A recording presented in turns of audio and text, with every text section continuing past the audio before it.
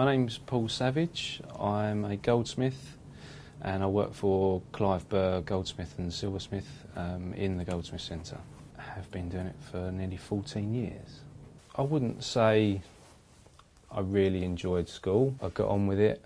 I generally enjoyed the more practical subjects, art, design and technology, and I found the teachers from that background quite supportive. Wasn't really interested in staying on and doing A-levels or going to university.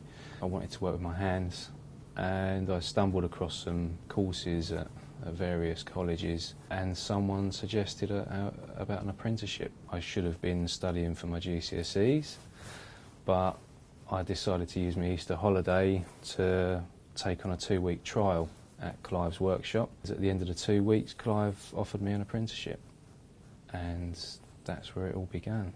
To start with was a big change. Obviously coming from school, and they almost in a way wrap you up in cotton wool because they don't prepare you for the big wide world. As difficult as it was to really get into it, it was also very, I felt like I had the full support of my boss and the guys in the workshop. On completing my apprenticeship, I did my masterpiece, which is your piece to basically be judged, and that ends your apprenticeship. Then you become a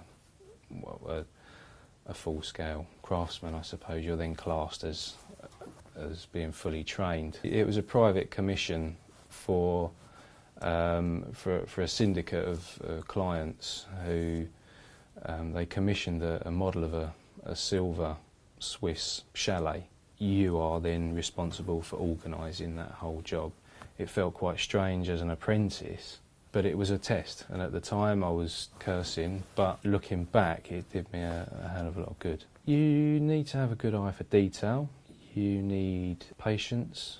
As an apprentice you may make something 4 or 5 times until it's right, because you're allowed that time to do that. In a commercial workshop, when you're a fully trained smith or jeweller, you're not allowed that time. What gets me out of bed is basically the fact that I like a challenge, and I like coming in and working on a piece and seeing it through to the end, turning a basic piece of metal into something. I think everyone that has had some sort of input into my training and my career, they're the ones that really have pushed me forward and inspired me.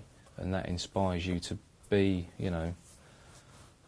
better than them, basically. Part of teaching makes you want to push the guys that you're teaching to be better than you are, because you want to see them, succeed. I would say you've got to really push yourself hard, go for it, and really get the most out of every opportunity that's put in front of you.